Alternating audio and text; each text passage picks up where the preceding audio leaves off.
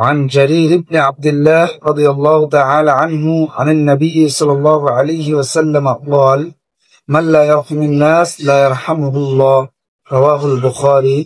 হযরত জারির ইবনে আব্দুল্লাহ রাদিয়াল্লাহু তাআলা আনহু থেকে বর্ণিত, তিনি বলেন রাসূল সাল্লাল্লাহু আলাইহি ওয়াসাল্লাম বলেছেন যে যে ব্যক্তি মানুষের প্রতি দয়া করে না, আল্লাহ তার প্রতি দয়া করবেন না। বুখারী শরীফ। অতএব আল্লাহ তাআলা আমাদের সবাইকে এই হাদিসের চাওয়া মোতাবেক, অর্থাৎ আমরা মানুষের প্রতি দয়া করব, এমনকি যে কোনো জীব জন্তু প্রাণীকেও আমরা কষ্ট দেওয়া থেকে বিরত থাকব। কেননা অন্যান্য হাদিসে এসেছে, যেমন একটি হাদিসে এসেছে আর-রাহিমুনা ইয়ারহামুহুমুর রহমান, যারা দয়ালু পৃথিবীতে হবে আল্লাহ তাদের প্রতিও দয়া করবেন। অতএব আমরা মানুষের প্রতি দয়াশীল হব এবং এই হাদিস মোতাবেক আমল করব।